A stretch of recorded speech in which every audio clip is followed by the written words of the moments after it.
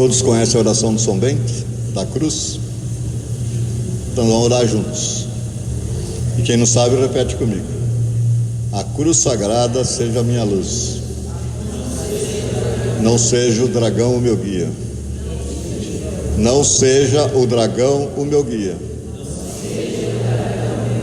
Retira-te, Satanás. Nunca me aconselhes coisas vãs. Dai-me sempre, Senhor, da tua graça, do teu amor, da tua unção. Amém. Hoje nós vamos meditar um pouco sobre o sangue, precioso sangue de Jesus. É o tema de hoje. Quem já experimentou esse momento com Jesus pelo seu sangue derramado? Tem alguém que já experimentou? Foi perguntado se a gente ama Jesus, né? Então, ou seja, conhecemos Jesus, né? Mas e o sangue derramado? Nós conhecemos? Vivemos? Quem tem a Bíblia, abre em Ezequiel.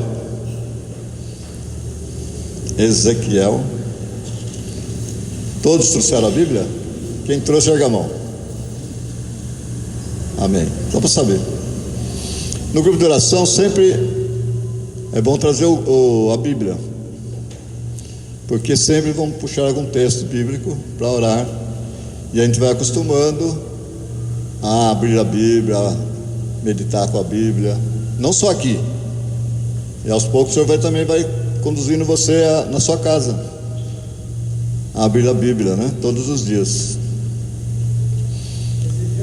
Ezequiel 36,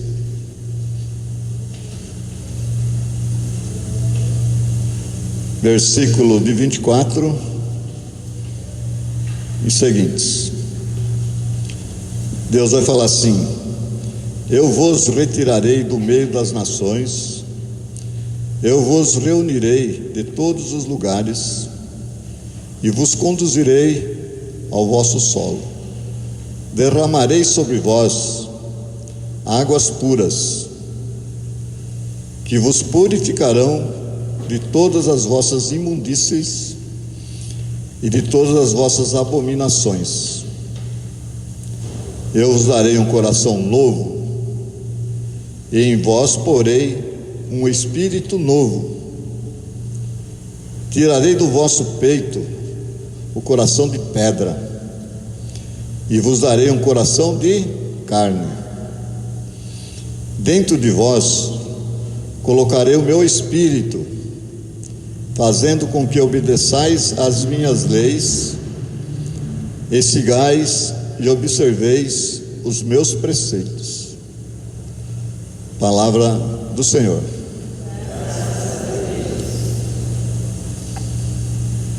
Isso está no Antigo Testamento, no profeta Ezequiel. É uma profecia, mas é uma promessa de Deus. Quando Deus faz essa promessa, Ele já estava pensando lá em Pentecoste, quando Jesus já tinha ressuscitado e os apóstolos estavam lá reunidos no cenáculo em Jerusalém, e ali então o Espírito Santo foi derramado sobre todos. Cumpriu-se essa promessa lá em Pentecostes.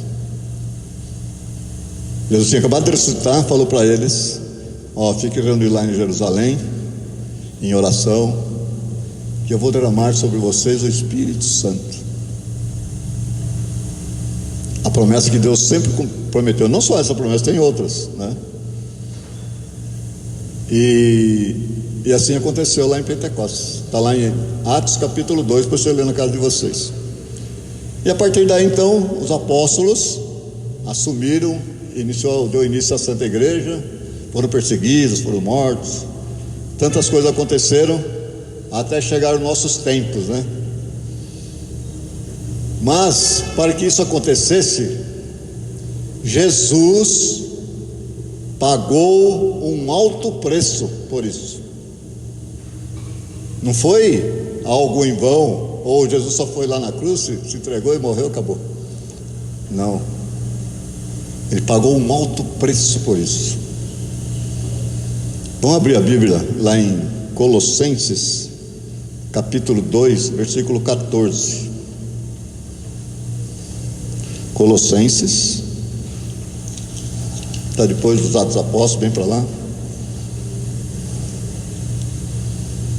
Colossenses,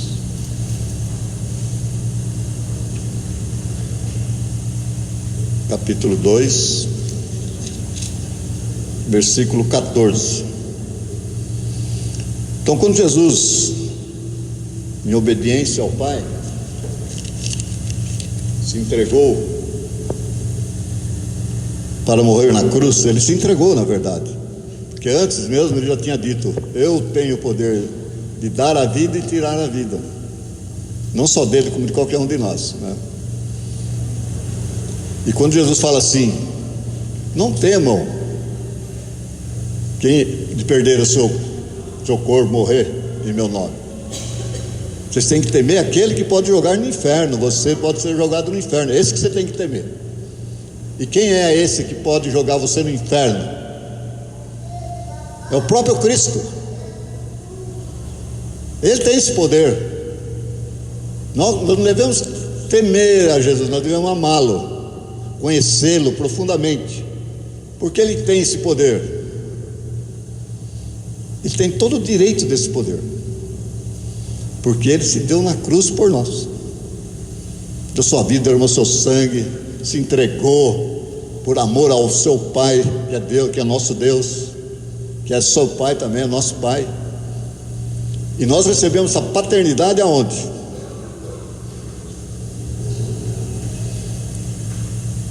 Por Jesus. Ele nos chamou de irmãos, nos fez irmãos, dando uma adoção filial. Nós somos adotivos de Jesus, adotivos do Pai. Temos o Pai. Os historiadores de hoje, certos professores, falam assim: Jesus, Deus mandava castigo sobre os povos, parece que ele mudou depois disso, não sei o quê. É lógico, Jesus trouxe essa mudança, ele trouxe. E quando Deus olha para nós, apesar de nossos pecados, ele não vê mais os nossos pecados, ele vê o coração de Jesus chagado, furado, e por meio dele ele nos vê. Por isso então ele não tem mais aqueles castigos do Antigo Testamento. Mas não significa que Deus deixou de ser justo. Deus é justo em tudo. Ele é Deus. Amém?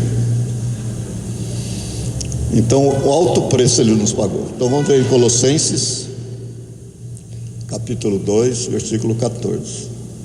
Vai dizer assim: cancelando o documento escrito contra nós, cujas prescrições nos condenavam, aboliu-o definitivamente ao encravá-lo na cruz, expulsou os principados e potestades e os expôs ao ridículo, triunfando deles pela cruz.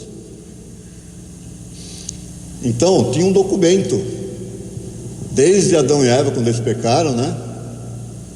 E eles foram expulsos do paraíso, aquele pecado da desobediência do Adão e Eva,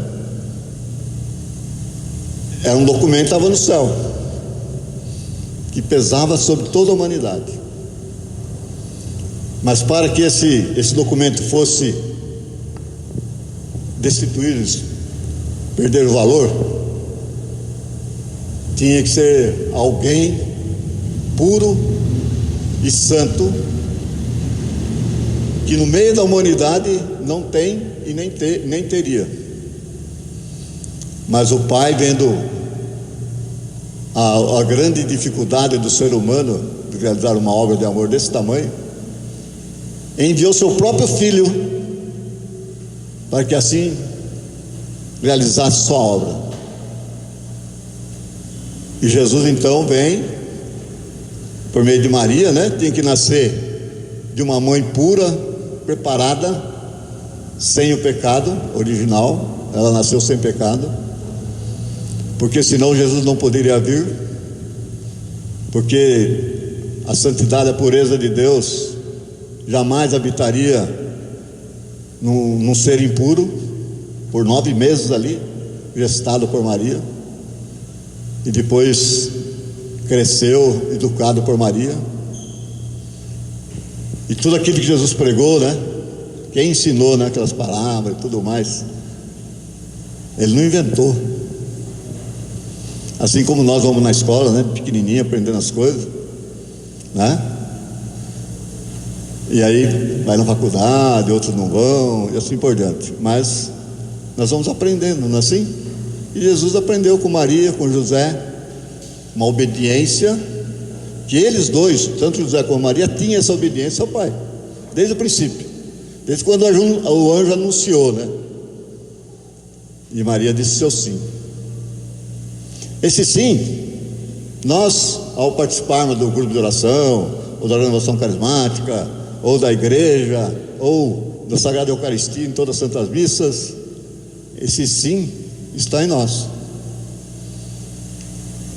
Um sim, há 2000 anos atrás, ela aceitou ser a mãe do Salvador, e com certeza aquele anjo deve ter mostrado para ela todo o sofrimento que ela ia passar, e ela sempre guardou no seu coração todos os momentos, inclusive quando ela estava aos pés da cruz, junto com João e a irmã de Maria e a irmã dela, ali aos pés da cruz, ela continuou no silêncio.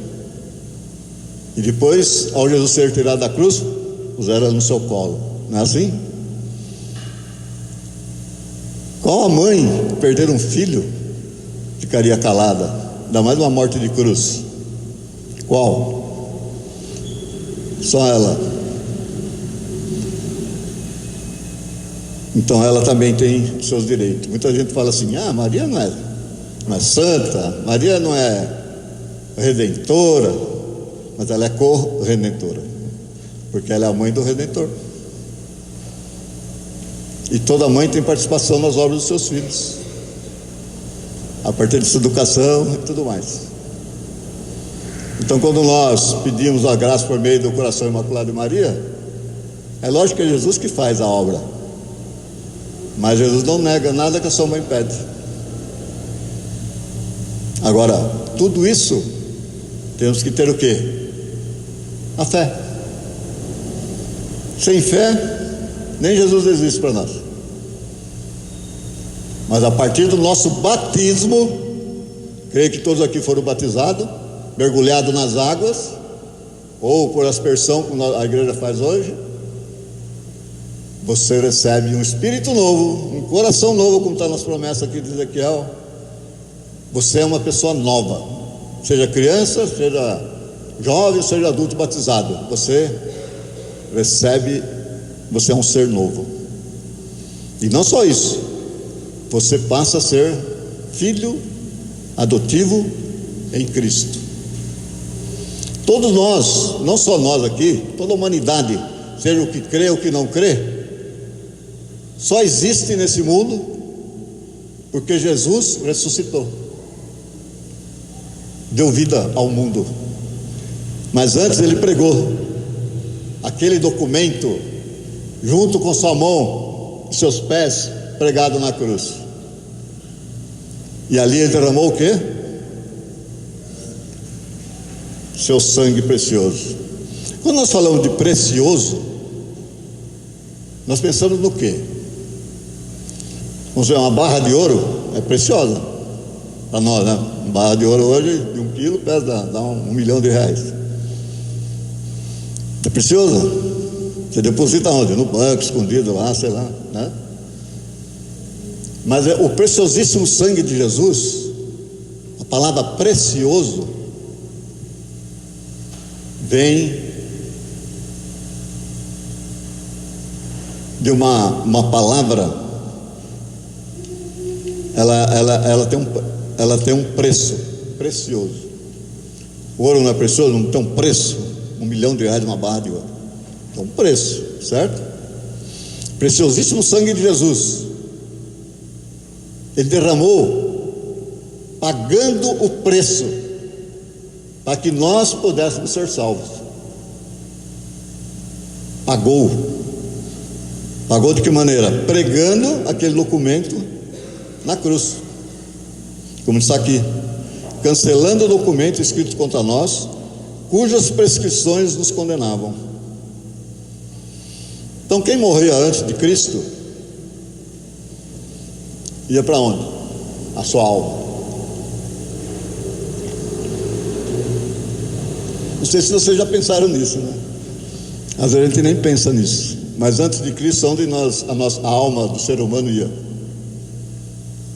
Mesmo ser sendo bom, tinha aquelas leis lá de Moisés, né? O povo de Deus, aquele povo que saduceus e fariseus lá que condenaram Jesus à morte, né?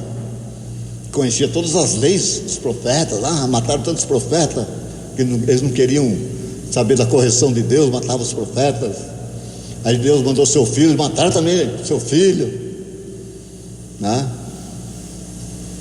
Foi assim que aconteceu. Mas só que Jesus tinha o poder nas mãos, tinha a vida nas mãos. Então, antes de Jesus, você ia para onde? As pessoas morriam, tem alma.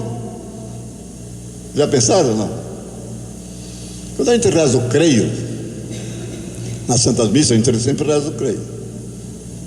Então, creio em Deus Pai Todo-Poderoso, Criador do céu e da terra, e em Jesus Cristo, seu único Filho, nosso Senhor, que foi concebido pelo poder do Espírito Santo, nasceu da Virgem Maria, padeceu sob Pôncio Pilatos, foi crucificado, morto e sepultado. Desceu aonde? Na mansão dos mortos. Quais mortos? Todos, desde Adão até Jesus. Estava lá, nesse lugar. Será que era escuridão? Será que era trevas? O que era lá? Mas todos estavam lá, os bons, os maus. Os bons e os maus. Esperando o quê? Esperando o quê? Eles estavam lá. Não era o céu, não era o inferno. Esperando a redenção. Então, quando Jesus morre na cruz, que ele é sepultado, ficou 3 dias, não foi? Deus morre. Já ouviu falar que Deus morre? Morre? Mas ele precisava morrer. Jesus precisava morrer aonde? Na carne, essa carne nossa aqui. Mas ele era divino. Por isso que as pessoas às vezes não acreditavam, né? Poxa, mas como que Deus? Você é Deus, mas você é igual a nós. Então as pessoas não acreditavam. Os muçulmanos não aceitam isso, que Deus veio para nós. Então Jesus foi lá na mansão dos mortos, onde estavam todos os mortos. Ele fez o primeiro julgamento. Primeiro julgamento. Desde Adão até a pessoa dele. Lá na Bíblia vai dizer que alguns que já tinham morrido vieram para ressuscitaram, vieram para a vida, foram lá na casa deles, né? Até umas pessoas, nossa, deve ter visto, né? Não, fulano que morreu, eu fui no enterro dele, ele está andando ali. Então muitos ressuscitaram. Acho que tinha morrido antes da hora, sei lá se tem hora, né? Mas, e que Jesus fez? O Adão e Eva não pecou? O pecado não nos condenavam? Mas Jesus não tinha acabado de pregar na cruz esse documento pela sua obediência ao Pai? Onde que a pessoa que ele foi buscar lá? O Adão e a Eva. Sabe por quê que Deus foi lá buscá-los? Jesus foi lá buscá-los? Porque na carne, assim como nós, né? Somos todos descendentes de Adão e Eva. Jesus na carne era descendente de Adão e Eva. Interessante, né? Então ele foi lá, trouxe os dois e os elevou. Voltou ao paraíso, não sei aonde que eles foram, mas foi levado ao céu por Jesus, porque na carne ele era o pai dele também, mas no espírito, a obediência que Jesus tinha era no Pai, nosso Deus, que nos ama com eterno amor. Quantas vezes vocês já ouviram falar isso? Que Deus nos ama com eterno amor? Muitas vezes. Eu já ouvi, acho que, não sei contar não, mas acho que mais de 1000 vezes. Que Deus nos ama com eterno amor. Aí você vai falar assim, mas por que eu sofro? Por que eu tenho problema psicológico? Por que a pessoa lá sofre de câncer, isso, aquilo, outro nasce aleijado, outro não sei o quê? É obra do pecado ainda. Muitas dessas coisas é obra do pecado. Pela nossa desobediência. Nós somos batizados, nós temos um caminho a percorrer, né? Muitas vezes fala assim, nossa, eu creio em Jesus, eu já estou salvo, eu não preciso ir lá na igreja. Para que ir lá na igreja? Né? Para quê? Já estou salvo. Não está. Jesus constituiu a sua igreja. Tem gente que fala, não tem nada escrito ter uma igreja. Tem. Ele constituiu a sua igreja. Quando ele fala para o Pedro, doravante será chamado Pedro, né, porque ele chamava Simão, que significa pedra, e sobre esta pedra edificarei a minha igreja. Agora a sua igreja tem os sacramentos: batismo, crisma, vai falando, confissão, Eucaristia, sacramento do matrimônio, a ordem, e a ordem é o que constitui o sacerdote, né? Esses sacramentos, se nós não seguirmos, nós não seremos obedientes. E é só pela obediência, como Cristo foi obediente ao Pai em tudo aquilo que o Pai pediu, até a morte na cruz, né? Quando ele está lá no Horto das Oliveiras, antes de ser entregado na cruz, ser entregado lá para morrer na cruz, Deus mostra, ele fala para Deus, o Pai, né? Pai, se for possível, afasta de mim esse cálice, que era a entrega dele na cruz, mas que seja feita a tua vontade e não a minha. E assim a gente reza no Pai Nosso também, né? Então muitas vezes somos desobedientes e não sabemos, estamos pecando contra Deus, contra Jesus, e não sabemos. Por quê? Não caminhamos dentro do sacramento. A gente vai falar assim, mas quem deixou esse sacramento? Jesus não deixou o sacramento. Deixou. Você olha direitinho, vai lendo Atos dos Apóstolos, ou então toda a passagem do Evangelho, você vai encontrar todos os sacramentos lá. Todos. Então quando a gente não lê a Bíblia, que é a palavra de Deus, né, foi deixada pelos apóstolos.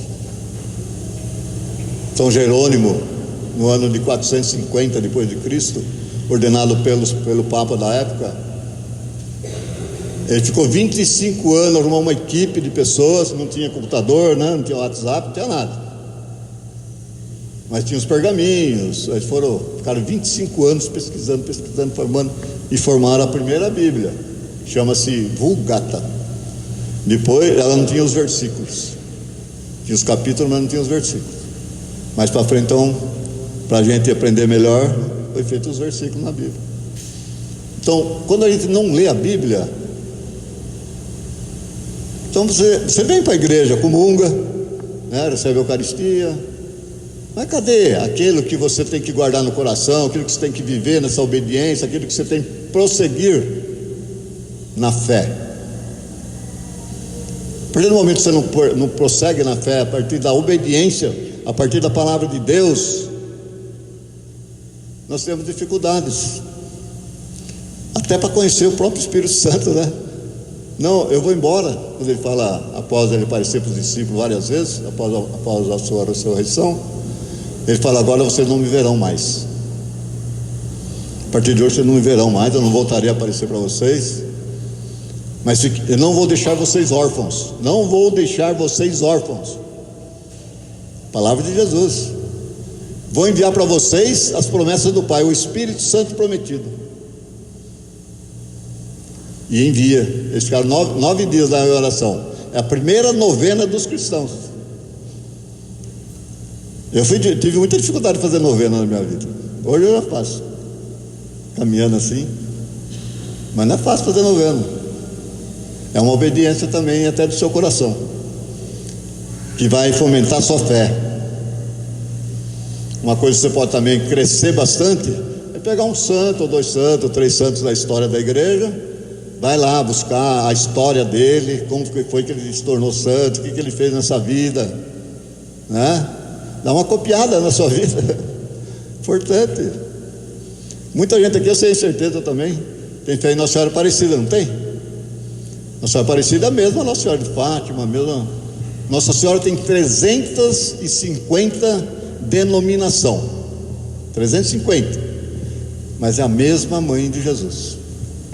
Por que ela tem todas essas denominações? Porque cada lugar que ela aparece, eles dão nome. Então Maria está sempre no meio de nós, e nós não cremos, falando mal de Maria, fica na dúvida, né? Fica deixando se contaminar pelas palavras de certas igrejas aí. É contaminação, viu? Quando a gente deixa se contaminar, é igual essa peste que deu aí. Como que é o nome? Covid.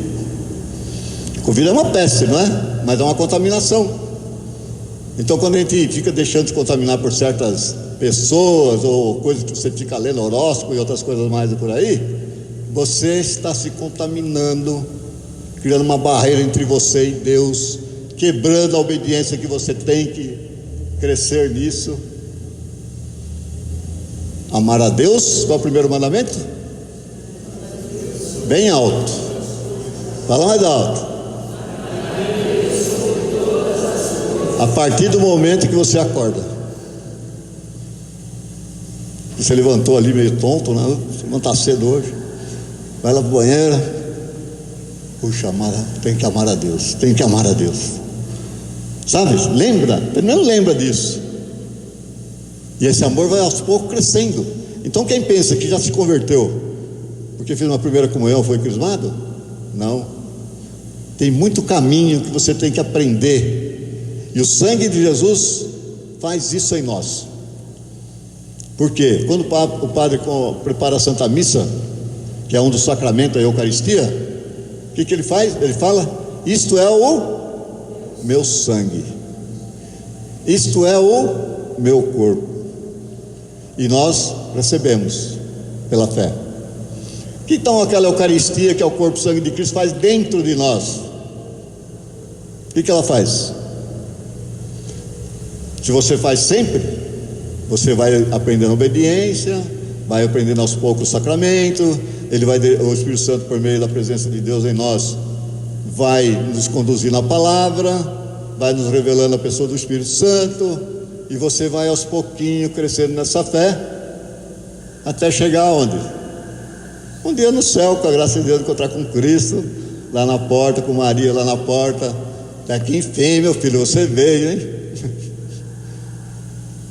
E aqueles que ficam titubeando também vai chegar lá. Só que a igreja conserva um ensinamento na sua tradição, que é o purgatório. É o purgatório. Então quando a pessoa chega lá no céu, todos nós, presta atenção, todos nós passaremos pelo livro da vida. Todos, somente os batizados. Então cada ato que você faz, seja escondido ou seja de qual forma que for, ele está lá no livro. É um livro da vida. Quando fala livro da vida, não é um livro que eu vou ler igual a Bíblia eu leio, ou um livro que você conhece e tal, que você lê. Não, ele tem vida, é você lá. Então tudo que você faz está lá. Mandamento significa o que para você? Eu sou um patrão, por exemplo. Ela é minha funcionária. Eu falo: ó, vai lá, fora, tem uma pessoa te esperando lá. Aí ela fala assim: eu não vou não. Vai lá que você precisa ir lá. Eu sou seu patrão, você tem que ir, certo? Mas você não vai. Aí aquela pessoa fica esperando lá, até na hora que você for sair do serviço, lá para 5 horas da tarde. Estava certo isso ou não? Não, está errado, né? Então o mandamento é isso. Deus mandou. E nós devemos assumir, nos comprometer e caminhar dentro disso. A igreja não constitui os 7 sacramentos, no qual está em nós pelo batismo? Cada um deles está em nós. Então temos que aprender cada sacramento, o que ele significa, o que ele vai fazer com a nossa alma, o que vai conduzir-nos a uma conversão e mudança de vida.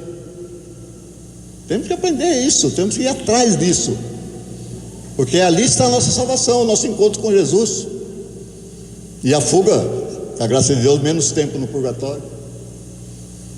E não esqueçamos das confissões. A confissão é um dos maiores sacramentos da igreja. Por quê? Porque nós somos pecadores de origem. A gente fala: eu não peco, eu não preciso confessar que eu não sou pecador, não peco. Mentira. Já é outro pecado, né? Porque já está mentindo. Então a mentira também é um dos piores pecados que existe. E participando de uma confissão, com muita gente fala assim: eu vou confessar com um homem, eu confesso com Deus direto. Mentira. Deus não falou assim: quando você pecar, você vem confessar comigo. Ele nunca falou isso. Ele falou para os apóstolos: aqueles que vocês perdoarem os pecados serão perdoados, e aqueles que vocês não perdoarem serão retidos. E aí tem o segmento dos apóstolos, é a nossa igreja hoje. Amém? Vamos ficar de pé.